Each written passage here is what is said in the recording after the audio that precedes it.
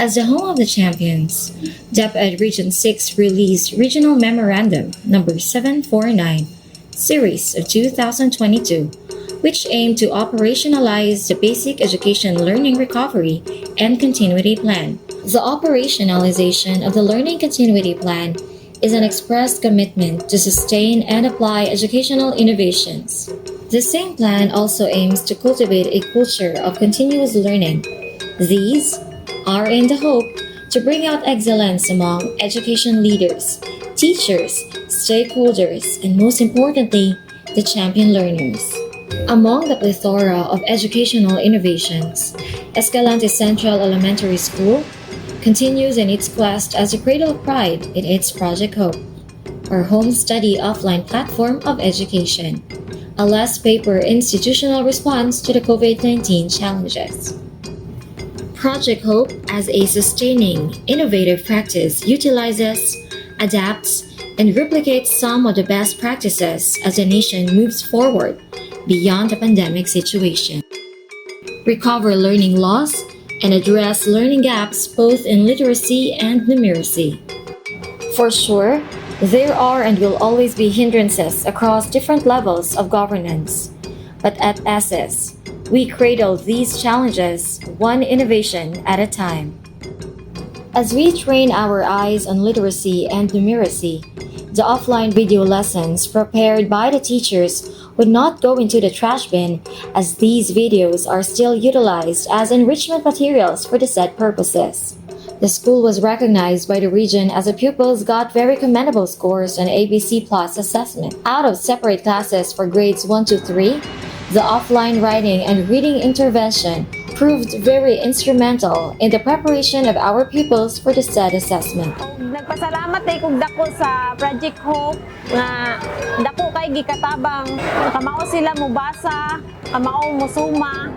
This just shows that no matter how challenging the transition is from distance learning to face-to-face interaction, our teachers really do the best they could to provide scaffolds and help our champion learners. Dili man ko literate sa computer. So gahilak-hilak jud ko kay dili ko kamao. Sa tabang sa ako ang mga co-teacher about this program, ako ang gipalinguhaan ng akong kaugalingon. Until now, kamao na ko. Per quarter, we allotted an amount intended for this modality to those who are in need for remediation. We have already the ready-made video lessons intended for remediation and enrichment to our pupils at home. The idea of how the pandemic impact the learning of the children when it comes to the reading, writing, and numeracy. There were a lot of challenges, but all these challenges were able to overcome because of the strong support and determination of the school and the stakeholders who believed in our cause. It was a big help for my son because I was able to do a one-on-one. He can really focus with me. Not only that the video was teaching about the academics, but also there was also some part that there was fun. There was some singing during their physical education. There's also like exercise, doing some exercise. So we did all that. I love it. Dako kay siyang matabang ma'am kay daghan na kay siya og kanang nakamahuan. Dali ra kayo siya tudluan makakuha ra siya dayon.